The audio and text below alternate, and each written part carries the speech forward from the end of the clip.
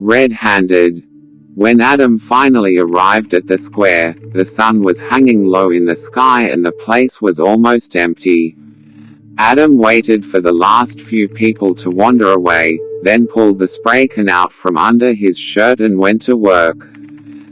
The red paint flew from the nozzle, splattering the concrete like specks of blood. Adam's face was contorted with rage and concentration as his arm moved wildly, spraying words onto the ground. Here fell Aaron and Holly Jeffrey. Their son made a mistake and they paid for it with their lives. They did not kidden Adam. He looked around sharply at the sound of Charlie's voice, accidentally obscuring the word he had been writing with excess paint. Charlie, Henry and Mitchell were running towards him. Adam stood and faced them. "What are you doing here? How'd you get here?" "We walked." "What are you doing here?" Henry replied. He pointed to the spray can. "How'd you get that?" Adam looked at it in his hand and noticed that some of the paint had managed to get on his skin. Adam sighed at the cliché, he'd literally been caught red-handed. "I stole it," he admitted. "You're kidding." "Why?" asked Charlie. Adam's eyes widened as he saw more people approach from the same direction as his friends, people he had no desire to see. "Freeze. This is the police. Put the paint down and your hands up." "Less than greater than." The boys facing Adam gasped and spun around. At the sight of Samuel, Mitchell squealed in fear and hid behind Henry. Charlie backed up to stand protectively in front of Adam, his arms held out from his sides.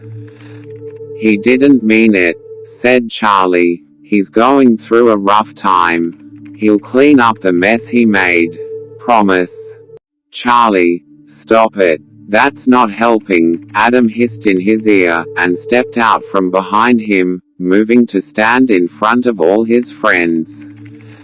"Adam, how good to see you again. Is everything going well?" Samuel asked with more than a hint of malice. "I received a call an hour ago about an instance of shoplifting from a store not too far from here. Something about a missing can of spray paint. Sound familiar?" Adam's grip tightened on the can, but he didn't say anything. Samuel's gaze drifted lazily to it. "Oh, so you stole it," Samuel said overdramatically. "Why does that not surprise me?" "Oh yeah, because I saw your face on the security camera footage. Very helpful, that. Thank you for making my job so easy." Adam's heart pounded, and his free hand clenched into a fist. "You're coming with me," Samuel commanded. "All of you." Charlie gawked at him. "What, all of us? Why? You were all caught at the scene of the crime." Samuel gestured to the writing on the concrete. "Graffiti is a serious offense, you know." "But they didn't do it," Adam protested. "Ah, so kind of you to try to protect them like this, Adam, but rules are rules. Everyone, follow me. We're going to the cars." Adam folded his arms across his chest. "No, not everyone. Just me, or no one." "You don't want to do this, Adam," Samuel warned. "Watch me," Adam snarled. He spun on his heel and nudged Charlie and Henry in opposite directions. "Run." After a moment of confusion, they did so. The three older boys sprinted away from each other and the police, Mitchell trailing after Henry. Within seconds, Adam heard Mitchell scream as the police caught up to him with ease. Adam tried to ignore the stab of guilt he felt in his chest as he sprinted on. Footsteps thundered behind him, gaining on him, but Adam didn't dare waste time looking back. He just ran and ran and ran until he felt the light brush of fingertips on his back. Fear shot through him and he veered to the left in an attempt to escape, but he wasn't fast enough. The fingers closed around his upper arm and he cried out as he was yanked to a jarring halt. "Did you honestly think you could outrun me?" Samuel sneered in his ear. "On those stumpy little legs. You're dreaming, kiddo." Fuming with anger, Adam had no choice but to allow himself to be dragged all the way to the police cars, which the other three were already inside. "They didn't do anything wrong," Adam insisted.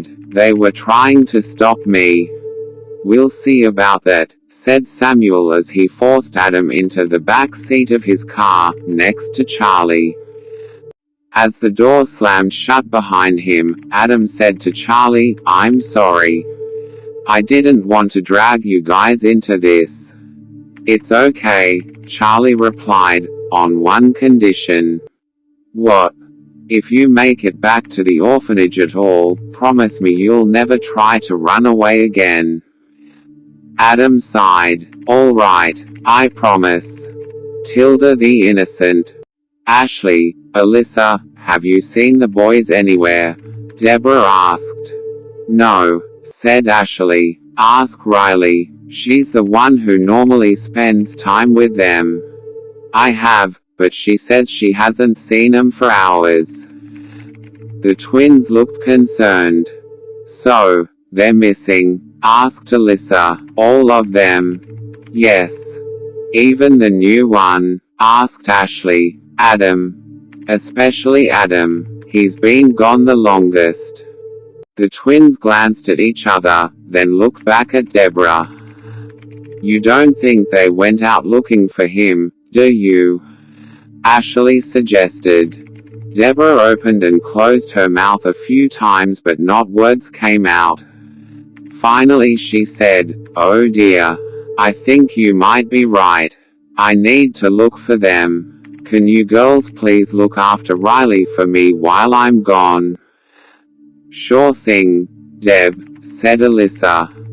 "Thank you," Deborah said as she hurried from the room. Less than greater than. She grabbed her handbag from her study and hurried to her car, intending to drive around until she found them.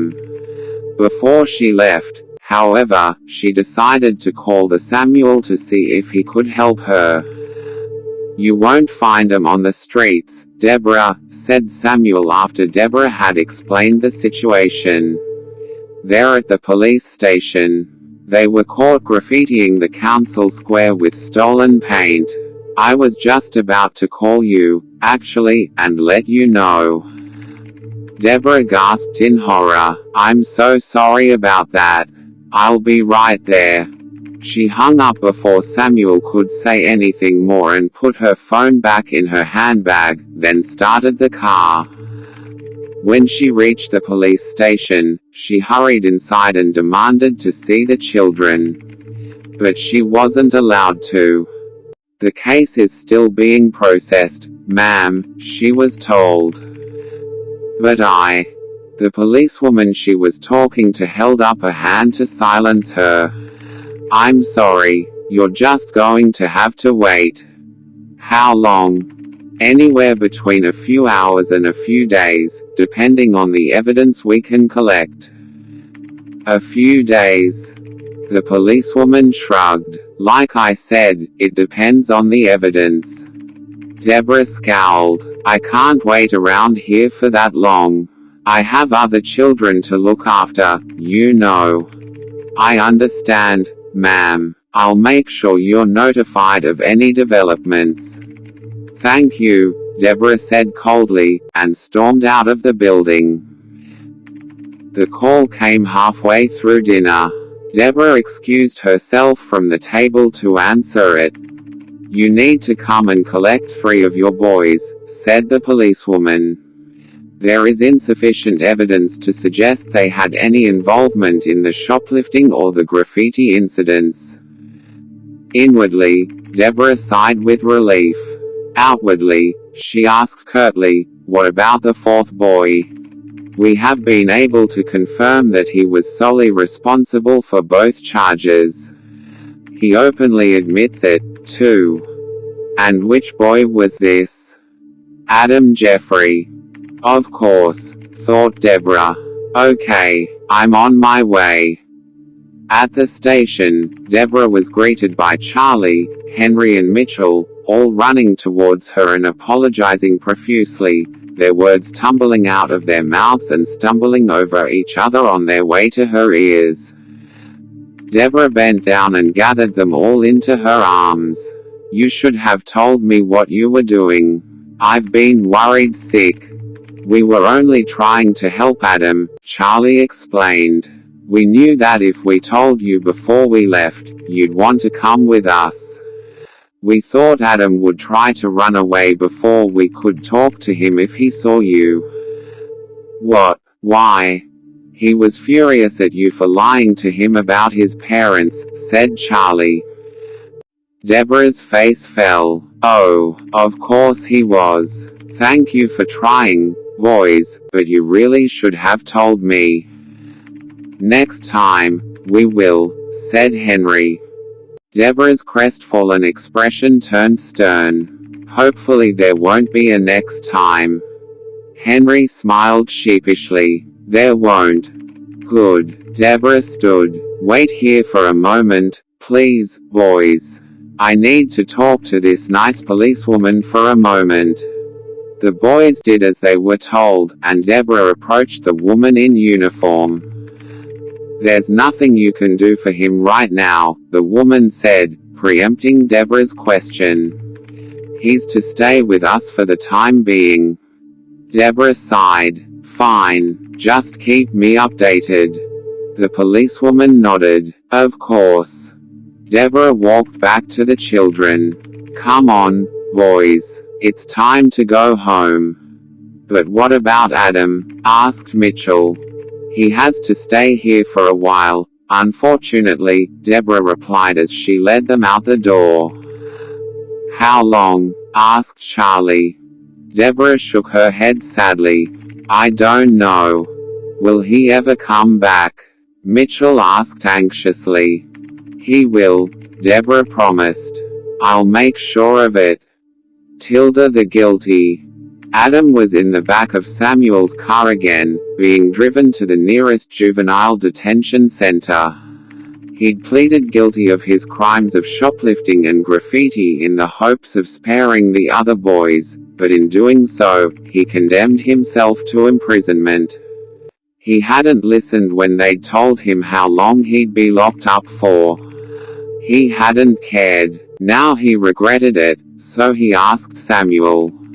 1 year, during which time you will be sent out on heavily supervised sessions of graffiti removal around the area. Adam shrugged and sank back into his seat. That's not so bad. Maybe not, but you'll also have to suffer the guilt of knowing you've put Deborah in a very difficult financial position, said Samuel. Adam sat up straight again. What? Since you have no income of your own, she's had to cover the heavy fines you've incurred through your reckless behavior. Let me tell you, your friends back home won't be eating much for the next few weeks, Samuel sneered. As Samuel predicted, guilt churned in Adam's stomach. He hadn't meant to hurt his friends. He hadn't known that his actions could affect them. Adam bent forwards and buried his face in his hands. Samuel glanced back at him in the rearview mirror and chuckled. The sound made fury burn under Adam's skin and he looked up again. Why are you being so mean now when you weren't before? Adam snapped. You're no longer on the right side of the law, Samuel replied coolly. I have no tolerance for lawbreakers and even less tolerance for children. You just so happen to be both. I was only nice to you so that you'd trust me enough to lead me right to the people I've been dying to catch. Less than greater than. What? Oh, your parents thought they were so sneaky, but their activity had been reported as suspicious ages ago. I just couldn't find any hard evidence to back the case. Thank you for providing that." Adam gaped at him in horror. He wanted to retaliate, but no words would form, and he couldn't reach far enough to hit Samuel. Instead, Adam just let out a cry of anger and punched the back of the seat in front of him. "Calm down," Samuel warned. "You don't want me to lengthen your sentence, do you?" Adam felt like a caged animal, trapped and powerless against the ruthless man who taunted him. "I hate you," Adam growled. Samuel smirked. "I know. Orphan, child with parents. Tilda a new perspective." Adam had a cellmate. Up until very recently, he would have been thrilled at the idea, but now he just wanted to be alone. He was lying on the top bunk, facing the wall, ignoring the boy hanging onto the side of the bunk bed trying to talk to him. "Hello," Bruno said for the millionth time. "Can you even speak English?" For the millionth time, Adam didn't respond. "You know, if you keep this up at dinner tonight, you're gonna get picked on for being so quiet. Especially since you're so scrawny. Trust me, you're new and you look like a weakling, and newbie weaklings are the gang's favorite targets." Bruno looked like he was speaking from experience. "So unless you are secretly some crazy martial art ninja, you'd better open your mouth from time to time." Adam made a show of opening his mouth to yawn. Bruno sighed. "Fine, ignore me. If you want to get your butt kicked, by my guest." "I deserve it," Adam muttered bitterly. "He speaks," Bruno declared. "What's your name? Why are you trying to help me?" Adam asked, finally rolling over to face Bruno. "I'm a criminal, you're a criminal. Bad boys have to stick together, am I right? Less than greater than. You are way too cheerful to be a criminal," said Adam. "What did you get done for, anyway? Trying to be Robin Hood?" Bruno laughed and shook his head. No, I'm an artist. I thought the world was my canvas. But the cops didn't agree. Ah, graffiti. No, I wouldn't call it that. It was more than just tags and stuff. I did, like, full-on murals. Other people did it, so I thought, why can't I? Turns out I needed to get permission. Bruno made a face. How the heck was I supposed to know that? Let alone who to ask. Tough life you must have, said Adam sarcastically. Bruno didn't pick up on the sarcasm. Yeah, I know, but, hey, I'll be out of here eventually. Sucks that I have to scrub off other people's works of art, but you know. Gotta do what you gotta do. Adam narrowed his eyes. How are you like this? Like what? Gotta do what you gotta do, Adam imitated, unsure how else to explain what he meant. Bruno shrugged. When life happens, it's just an event. The only thing that changes is the way you view it. Adam shook his head. I don't understand. Neither did I, at first. But this place, it changes you, if you let it. What do you mean? I can't explain it. You'll only understand if you allow yourself to understand, Bruno said cryptically. Adam shook his head, unable to comprehend the words Bruno was saying. Don't worry, said Bruno. It'll take time, but right now, you have plenty of that.